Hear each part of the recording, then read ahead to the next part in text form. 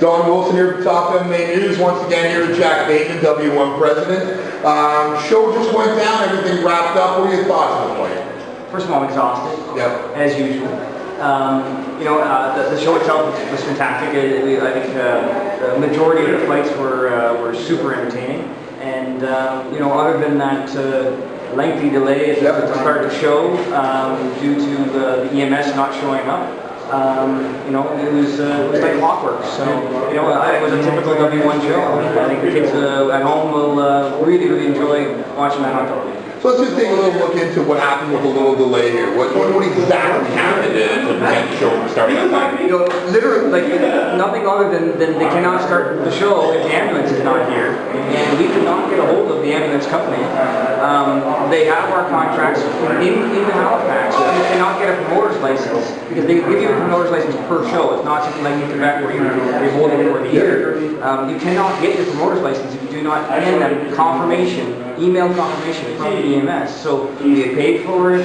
They had the contract, and that they just didn't show up. So they'll be hearing from us on Monday, absolutely. Definitely. When you mean they're going to be hearing from you, you mean they're going to be hearing from a legal arm of W1? They'll be hearing. Yes, they won't be hearing from me directly. How's that? That definitely gets. Now, one other little mix-up we had yesterday was definitely the weigh-in scale. Just like clear this up with the fans out there. What exactly happened with that? Well, we had a stage brought in. We've done it on stages before.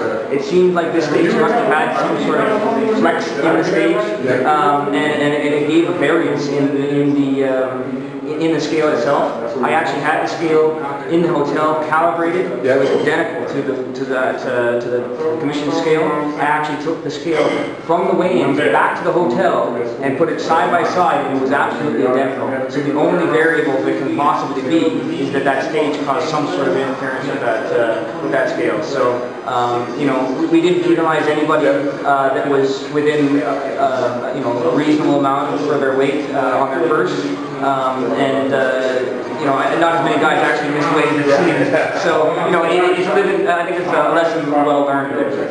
Now, one thing we were discussing outside there before we started the interview, you have a lot of champions in your weight division right now, and I think tonight with some of the results we discovered some contenders. One would be Douglas Evans, who I think would be a great fight with John Fraser. What are your thoughts on that? That's an absolute possibility. I'm going to go back, I'm going to regroup, and we're going to take a look at and see these guys.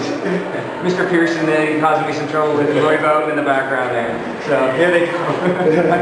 Well, you want guys, stay here. One thing I'd like to ask, we have Roy Bateman here, the big win over Misha Serkinov in the last fight. Huge win over Marilla Ninja Hua. You have a 185 title fight coming up with Dennis Canyon, December 8th. No opponent. Just saying.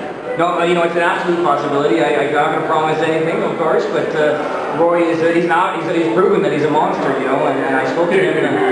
I spoke to Roy after the last show, and I said, you don't quite understand what you've done as far as beating a guy like Misha. He's a phenom. So. And Sean over here, what about Sean challenging for the 170 title? You know what? In my opinion, he's the number one contender right now. So we're definitely going to discuss that in the very near future. All right, perfect. Well, Sean, Jack, and Roy, thank you so much for taking your time. And this has been Don Wilson for Top MMA News. Have a wonderful day, gentlemen.